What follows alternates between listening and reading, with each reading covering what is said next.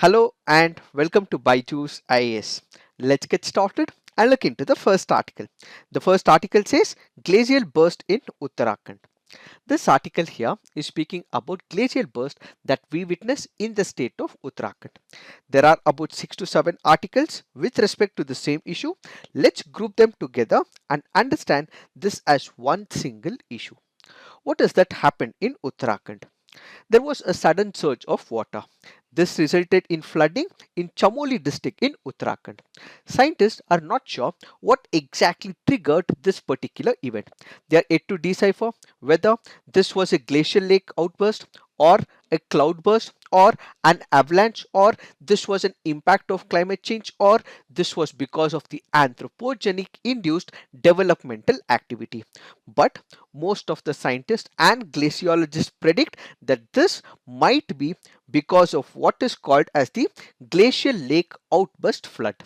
In this particular backdrop, let us try and understand what is this glacial lake outburst flood. We have to understand the geographical concept first. Let's consider there is a Himalayan region or any mountain region. In this particular mountain region, let's say there is a glacial entity that is also present. Then we also have what is called as the depressions that are created in this particular mountain area. So what exactly happens? There is glacier. So as these glaciers melt, the water from the glacier enters this particular depression and forms what is called as the glacial lake. So there is a natural process. Let's say there is a depression. The depression is in the mountain region. This happens to be in a region where there is glacier.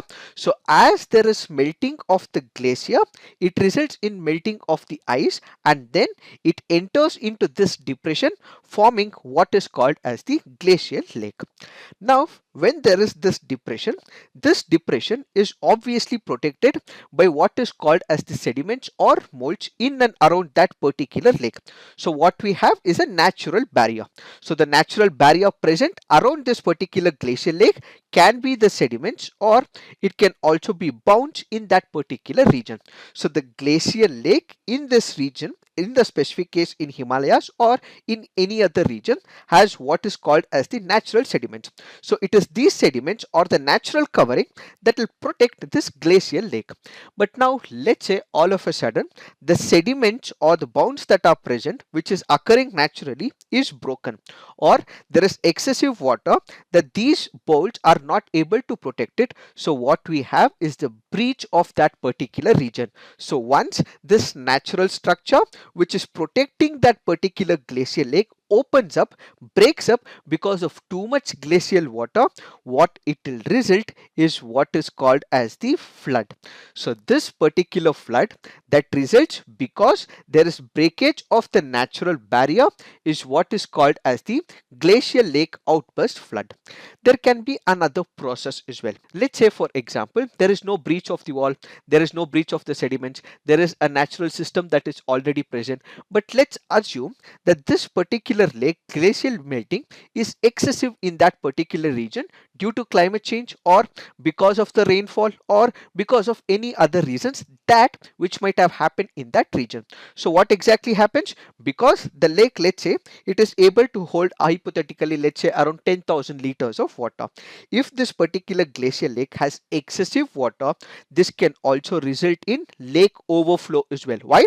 Because the capacity is to hold about 10,000 liters of water, but because of rainfall or because of excessive melting, it can also result that it overcomes this particular natural barrier as well. So the natural barrier is not broken, but this has resulted in what is called as the lake overflow.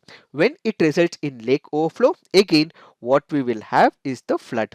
So there are two possible reasons. One is because the natural structure is broken. The other is when there is excessive water in this particular lake and it overflows, resulting in what is called as flooding, and that is what is called as glacial lake outburst flood. So in this glacial lake outburst flood, this happens because of the sudden release of the water, because of the rapid release of water, and as there is sudden and rapid release of water, it flows through the downstream and the river discharges a huge amount of water, and ultimately all the people living in the downstream areas are the ones who will be impacted. So this will involve sudden and excessive release of the water. This will be rapid in nature, lasting for few hours to days as well. This can also result in large downstream river discharges as well. So this is what is the concept of glacial lake outburst flood. As we discussed, there might be natural causes, there might be anthropogenic causes, or this can also be because of global warming as well. First, let us try and understand why this particular glacial outburst flood happens naturally. Let's say for example, when it comes to the Himalayas, or let's say for example in and around Himalayas as well, the natural systems can also ensure that there is glacial flooding that takes place. How? Let's say for example, when it comes to the Himalayas, we know for the fact that there are large scale seismic activities which take place. Because of the increasing seismic activities, or there might be landslides as we all know, or there might be earthquakes that can happen as well. So naturally, when there is a landslide or when there is an earthquake, what will happen? The natural boundaries that is built along the glacial lake will be broken. So the minute this barrier is broken, this can result in flood. So what are the natural system? The natural system can be earthquake, or it can also be landslides in the present scenario. We also know for the fact that there is increasing cases of global warming as well. So what is happening? There is excessive temperature. So when there is excessive temperature in a specific region, we also know for the fact that this will result in snow melting and the glacial melting. So when there is excessive water because of the global warming, what we have discussed is that it might also create what is called as the lake overflow. When there is lake overflow, again this might result in flood conditions as well. Apart from that, there are anthropogenic factors as well. What do we mean by it? It means the human induced unsustainable developmental processes. What exactly happens? We have everything for the man's need, but not for the man's greed, says Mahatma Gandhi. In this particular backdrop, as population increases, we enter into new area. As we enter into new area, what we require is huge amount of water in order to make sure that the prosperous population is also given drinking water facilities, irrigation facilities, electricity facilities. So what we require is the construction of dams in a particular region. So these dams constructed in a particular region might also create instability in the land pattern of that particular region. So the development of human induced developmental process or mining activity or disturbing of the forest ecosystem can also result in such a scenario. So what are the three possible reasons? One is because of what is called as the natural process, where you can have the earthquake, landslides or avalanche which can result into this. Then it is global warming, where there is increase of the temperature. With increase in temperature, there is glacial melting that takes place which can result in lake overflow. And third is the unsustainable developmental process, where we have construction of the dams, deforestation and at the same time mining activities. So these important mechanisms that humans have induced in this system, what is called as the glacial lake outburst flood. With this in place, it has created a havoc in specific regions of Uttarakhand. What are the major concerns because of this flooding? When there is this excessive flooding because of the glaciers, what it can result is that there is excessive flooding in the downstream areas which can have disastrous consequences. One is in terms of life, where there will be loss of lives, and at the same time this can also lead to loss of property as well. So people will lose their lives, and at the same time property which people have might also come under impact because of this flooding. These floods will obviously wipe out several bridges, it will wipe out the nearby villages, and it will also mean that all the hydroelectric projects like the Rishiganga hydroelectric project and the Tapovan project on the Dhauliganga river were also impacted because of this particular river. So what are the concerns? One, people will lose their lives, they will also have issues with respect to their property, and this also means that villages, bridges and even hydroelectric plants permanently will get damaged and this will have a major infrastructural problem in the near future. And apart from this, these floods can also wipe out families and cultures associated with that geographical location. So what can be done to address this particular issue? Basically, whenever we look at addressing this particular issue, what we require is we need to map and record the status of the glacial lakes. What do we mean by it? Every now and then we have to make sure that we are implementing and using the satellite images. What are these satellite images? This will help in identifying and deciphering whether there is any glacial lake that which is formed in that particular region. In case there is glacial lake, this has to be mapped, this has to be monitored, and any increase of glacial water in that particular lake will have to be constantly monitored. Let's say for a period of three months, or let's say for a period of 4 months, this has to be monitored constantly. And what we have to do is update our mapping system. We also have to educate the community about the risk of living near the glacial lakes. As we have discussed, whenever there is excessive water, this results in flooding. This will obviously mean it will be impacting the downstream community. So we should give all the precautionary measures to this downstream community, that in case there is such an exigency that immediately happens, what could happen, what will be the steps that they may have to take, will have to be clearly taught to this particular community that is present in that area. Apart from this, we also need to build artificially reinforced channels as well. So whatever happens, in case there is a breach of wall or there is an overflow, there has to be a particular channel in and around that particular region. So a channel so that free flow of water happens in that particular area will also have to be taken by the government of a respective state. In order to overcome this issue further, what we require is the early warning system. An early warning system which will trigger an alert, and this triggered alert will help the state disaster management authority and the local authorities to make sure that they have all substitution plans to overcome this issue. Apart from this, we also require what is called as the better land planning. So what we have to do is to identify whether that particular region where the dams are constructed, is it a seismic zone or not.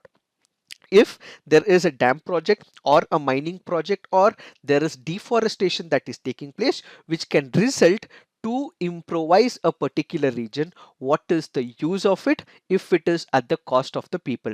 So what we require is mapping of that particular region and sustainable development. So the sustainable developmental model has to be taken into picture, and this developmental model should not be at the cost of environment and lives. We have seen it in the past as well, and we will be seeing in the near future as well. Because of climate change, because of global warming, if we are not respecting the nature might create a devastation for the human beings. Apart from this glacial burst which has resulted in flooding, there are other scientists who also say that this can also be because of cloud burst as well. But the problem right now is that this will not be a cloudburst, because there are no atmospheric conditions creating a cloudburst. So they have rooted out that cloudburst can create such a flooding in that particular region.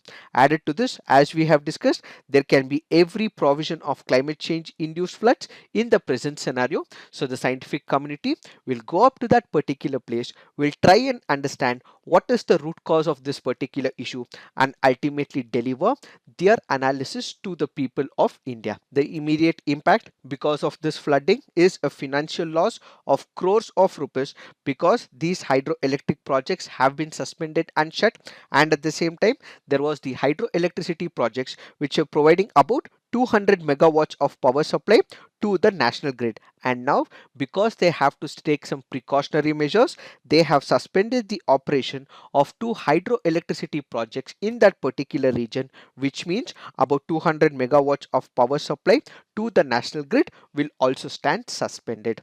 What are the measures taken in this particular backdrop in the state of Uttarakhand? Apart from the local police, Indian Tibetan border police have also been employed as well.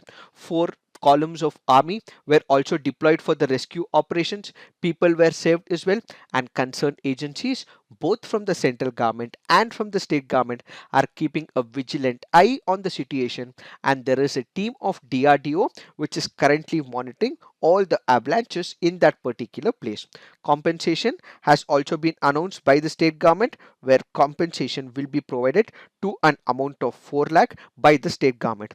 The central government, where Prime Minister Narendra Modi has also tweeted that there will be a compensation of 2 lakh which will be given from the PM's relief fund to the families of the dead, and 50,000 each to the families of the injured because of this glacial breach.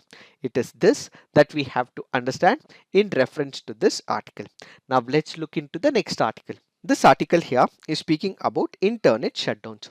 We have discussed on this platform and also with an exclusive video with respect to the farming community voicing its opinion against the farm bills initiated by the central government.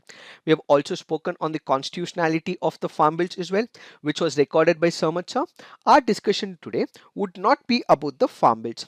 Our discussion would be about the notification released by the Ministry of Home Affairs, where they had ordered that internet services along the NCR region would be suspended. So our focus today is in reference to the internet shutdowns, that which is taking place in India for a pretty long time. What are we looking at? We are looking at the internet shutdowns. In this particular backdrop, we have to understand why internet shutdowns happens in India and world over. What are the statistics with respect to this? What are the laws behind it? What are the concerns and way forward with respect to internet shutdowns? First up, why internet shutdown? In India and world over as well, there can be instances where there is increasing cases of civil unrest. As there is civil unrest, this can result in chaos. When there is chaos, this can also result in people fighting against the government. There have been instances of loss of property as well, loss of infrastructure as well, buses are burnt as well, and at the same time, when there is civil unrest, there are a lot of passions that are ignited between the people. This can also result in certain circumstances where people can spread fake news. There can be rumors, or there might be hashtags on Twitter saying genocide farmers, so on and so forth. In order to prevent such civil unrest, there is one of the options that is available with the government, and that is internet suspension. So what exactly happens? Of late, what we have is different tools of social media, or we will have different tools of messaging apps as well. When it comes to WhatsApp, or with respect to Telegram, or with respect to social media sites like Facebook or Twitter, or we have different other tools and mechanisms like Instagram, where we voice our opinion. But this, if it is legitimate, it is fair enough. But this can also create a negative imbalance, a negative consequence, resulting in a false narrative, fake information. So the government in this particular case, in order to further prevent the civil unrest, goes through an option of what is called as internet shutdown. So what is this internet shutdown? For a specific region, for a specific area, the government asks the service provider to not provide the internet in that particular location. So the government requests a telecom operator, it can be Airtel, it can be Vodafone, or it can be Jio, not to provide internet in that particular area. This is what is called as internet shutdown. Now let's look at statistics with respect to India. India shuts down internet services more than any other democracy in the world.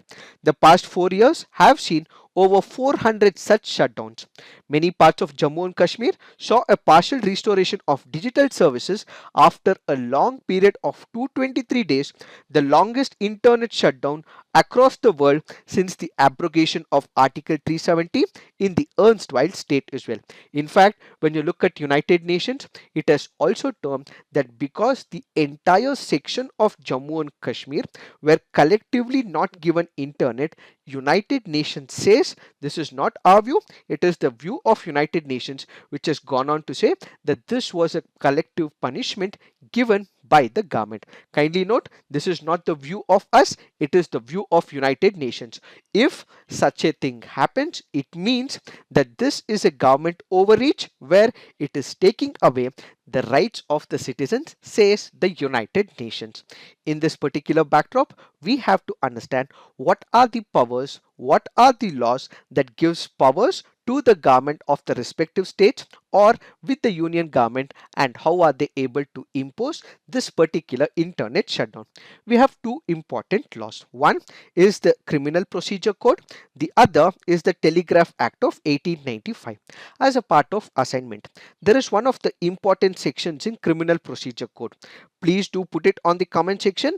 Which section is used in the Criminal Procedure Code by the district magistrate or the subdivisional magistrate in order to ensure that internet suspension happens in a particular region for a few hours in that particular locality. So there is a provision that is given to the state government. So the state government under Criminal Procedure Code can ask its executive authority, which happens to be the district magistrate or the subdivisional magistrate, who can impose such an order where the telecom operators would be able to ensure that there is no internet connectivity in that particular area.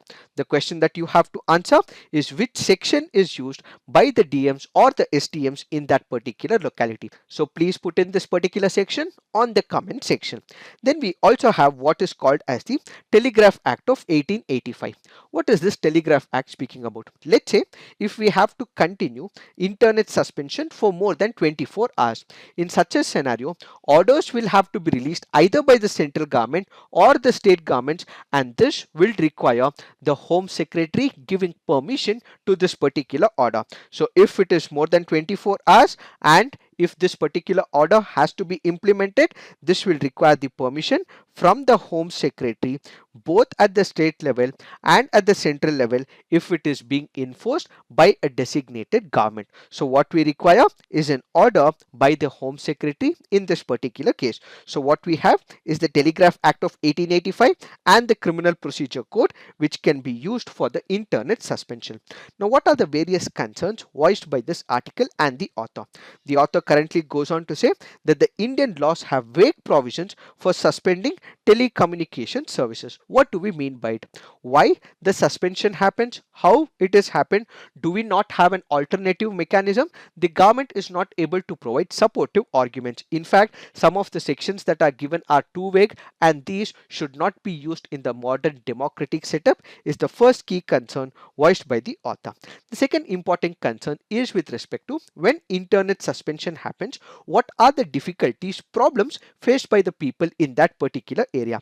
Especially, let's take into picture during the COVID-19 crisis. When we hit the COVID-19, what people depended was entirely on the internet because they could not physically travel, because they had apprehension of fear of being impacted by COVID-19 virus. So what exactly happened? Most of the people got their doctor appointments, or through the tools of telemedicine, they were able to get their health and welfare updates on or through the use of the internet communication. But if the suspension of the internet happens, people would not be able to take care of their health because the only means to connect to the doctor is via the internet, and that itself becomes suspended. So their overall health gets depreciated is the second concern. The third is with respect to the students. What exactly happens? Because of the COVID-19, all the classes were taking on important applications. It can be Zoom or it can be any other platform as well. Because internet is not provided, the students will be the major sufferers as they would not be able to listen to the classes as well. In fact, in case you are listening to the lecture, in case you are belonging to a particular region, you would not be able to listen to this lecture as well that we have given. You would not be able to access YouTube for your education. So this means the educational purposes of the students are also lost in case there is internet suspension. The fourth concern is with respect to the journalists. We know for the fact that democracy's fourth pillar happens to be the media. And when it comes to democracy's principle, we also have every right to know what is happening in and around our country. Who are the people who give this particular information? It is the journalists. And how do the journalists do it? That is through the internet as a provision. So they pick up the information and they give this particular information to the authorizing body of that particular newspaper via the internet. They would also be able to connect via the emails as well. But if internet is suspended, this particular right is violated for the journalist as well. All this means that it ultimately is violating the fundamental right with respect to freedom of speech and expression. Let me give you another angle to it. Let's say, for example, you have a legitimate concern. Let's say the farming community had a legitimate concern. This is for the government to decide. This is what the government decides and the farming community. So there's deliberation and negotiations. If, for example, the internet is suspended, how will the farming community mobilize the forces? Let's assume that there is no unrest, there is no harm to the property. Let's also assume that there are no fake narratives or there are fake news. In that particular case, if the farming community has to mobilize the forces, put out their grievance to the government, what they require is the people, for which what we require is the internet in the present scenario. If it is not being given to the people and if it is stripped away, it also means it is a violation of fundamental right, which speaks about freedom of speech and expression, which also speaks about freedom of protest in a legitimate way, and it also means the very idea of democratic institutions are also under threat. Meanwhile, we have to go back to the Supreme Court judgment, that which was made in the year 2020, which said that right to access the internet is one of the fundamental rights along with freedom to carry on trade, business and occupation. There are a number of people who use internet to provide the services as well. It can be the food applications as well, or n number of startups which provide their businesses use the services of internet to carry on their trade and businesses. It means again it is causing the violation of fundamental rights if internet shutdown happens. So all this means that there is an estimated loss of over 20,000 crores in 2020 because of the internet shutdown, says this article. In order to overcome this particular issue, what the article suggests is certain recommendations going forward. What does the article suggest? It says internet ban should be one which is used as a last resort. If you have an option to actually eliminate the civil unrest, please do it. But internet suspension should be the last option only after trying every possible alternative, says this article. Apart from this, cyber divisions of the law enforcement agencies, independent institutions should be given the authority to come up with alternative tools and mechanisms. So what are the options that the cyber divisions of law enforcement agencies can come up is what the government needs to look at. Internet suspension should be the last alternative, so the cyber divisions should be coming up with innovative ideas to make sure that there is only minimal impact that which is causing because of the civil unrest, says this article. And finally, the article goes on to conclude that governments in all the major democracies will have to require modern institutional strength, provide this institution with expertise so that they can actually create a particular framework to meet the modern challenges resulting because of civil unrest. So basically, there should not be state overreach which can result all the harms to the people, because access to internet is one of the fundamental right, says the Supreme Court in 2020. So what we have to understand is that in case there is internet shutdown, it might result in state overreach which can harm the people ultimately. So an alternative strategy, an expert committee, a new innovation will have to take up, and internet ban should be used only as the last resort, says this article. It is this that we have to understand in reference to this article. Now let's look into the next article. This article says an India EU trade pact may still remain elusive. We have the government of India, which is planning to enter into some negotiations, enter into trade agreements with the European Union.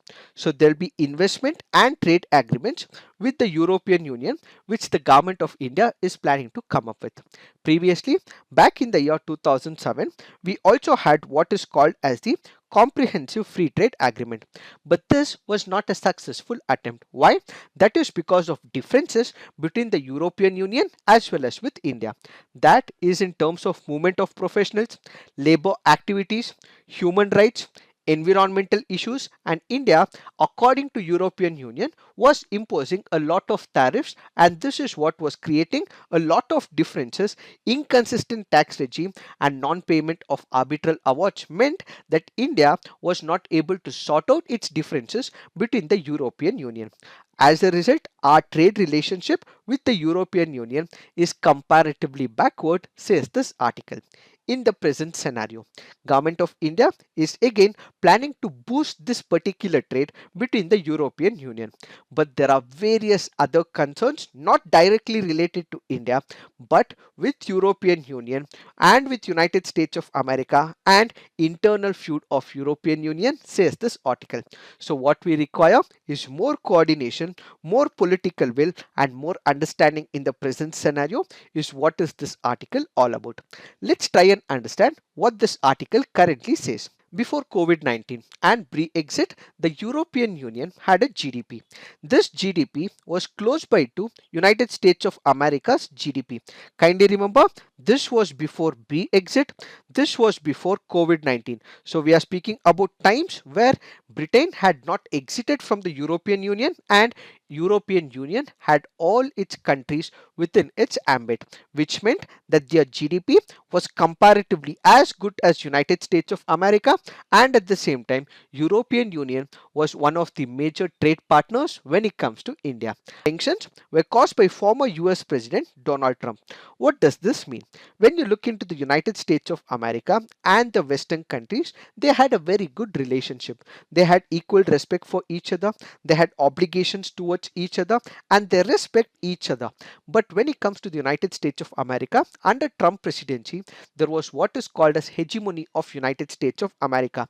United States of America's partners, that is European Union, was not seen as equal partners, but instead there have been cases where European Union countries have also been insulted, which meant that the rapport between the United States of America and Western countries was completely down during the presidency of Donald Trump. So what is the major concern here? The major concern is that most of the European countries have conflicting opinions and they do not know how they had to deal with United States of America under Trump administration. There is again structural lack of unity in the European Union.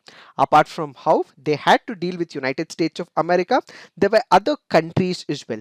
Let's say for example China, or let's say for example Russia, or Turkey, or Iran. All these countries were also problem areas for the European Union. Why?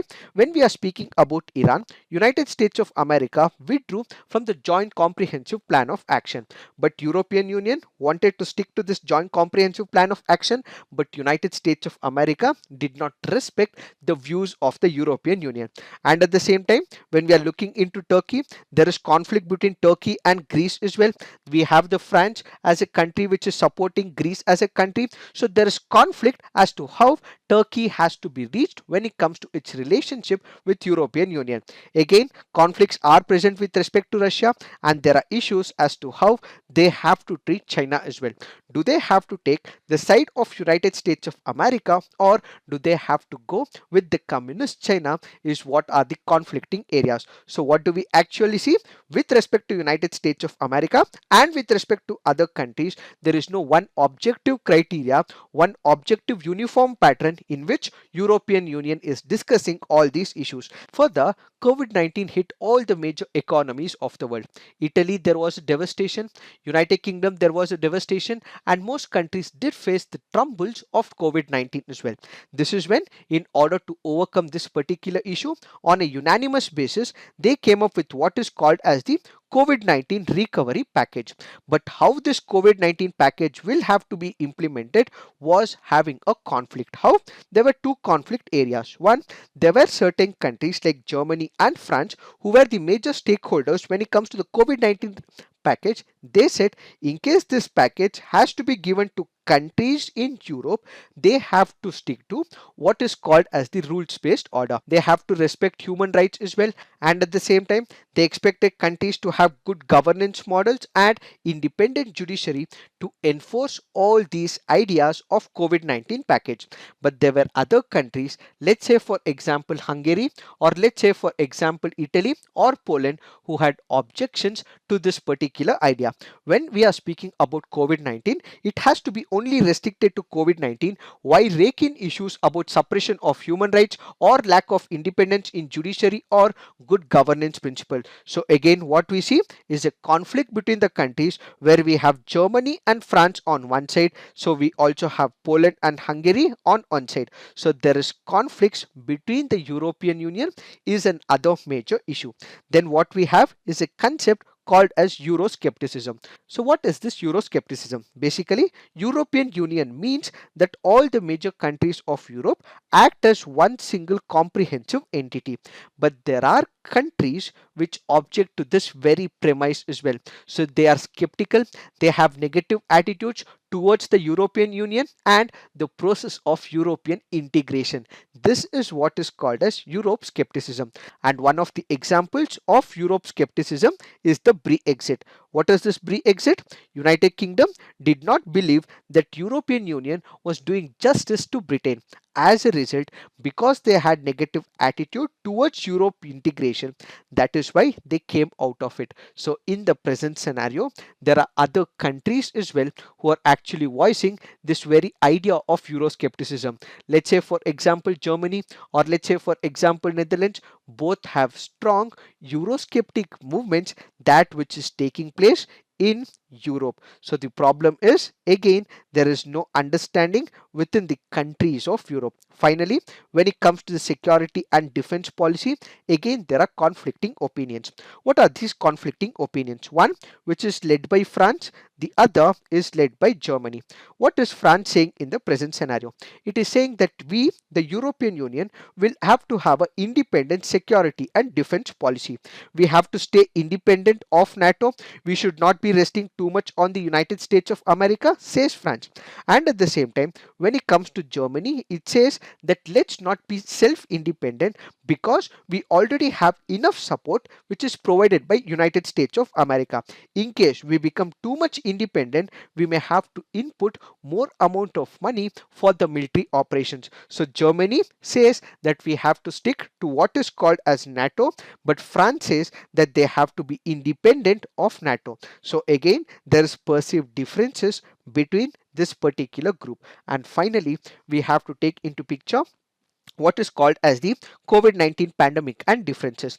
This is where one of the issues that we have to consider is what is called as the vaccine nationalism. So what is this nationalism has been explained in number of times on this very platform, but in the present scenario there are issues with respect to countries as well. Why? When you are speaking about European integration, when you are speaking about consensus, when you are speaking about European countries all coming together, these are just in words but not in spirit when it comes to the vaccine development. Why?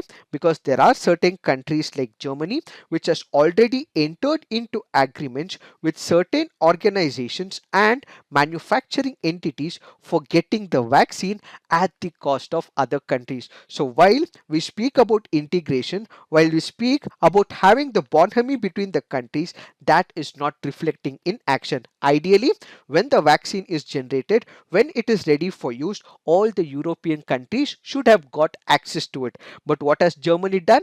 Germany in the present scenario has made sure that it takes and enters into agreement with Pfizer and many other companies so that it gets access to it first, and then eventually other countries will get into it. So we have countries like Portugal and countries like Italy which are not doing that economically good. So they have currently gone on to say that this whole idea of vaccine nationalism is wrong. So again there is conflict with the European countries. So what we actually witness is that there are a lot of issues within the fold of the European Union, which means there is less unity than ever before when it comes to the European Union. So going forward, the European Union, in order to resolve their diverse problem, they have to make sure that there is political will and skill amongst the political leadership so that they can act on a unanimous basis for their own growth and development. only when this is established, India would be able to set its trade relationship, is what this article all about. Now let's look into the next article. This article here is speaking about unmanned space probe named as Al-Amal. Al-Amal happens to be an Arabic word which stands for Hope Probe. This Hope Probe is a space exploration probe mission to the Mars, that which was launched by the United Arab Emirates. Kindly remember, this can be very important from your preliminary examination point of view. So the Hope Probe is about a space exploration program initiated by the United Arab Emirates for what? To explore what exactly is the conditions in Mars. So this can be very important from your preliminary examination. So kindly remember this fact. Now let's look into the mains practice questions. What is glacial lake outburst flood? Discuss the concerns and risk mitigation measures. Next question. Blanket bans on digital connectivity may breed deep-rooted societal difficulties. Analyze. So please write all your answers on the comment section. Peer review, give positive feedback to your friends so that they are encouraged to write. So this is it for today. Thank you for watching. All the best.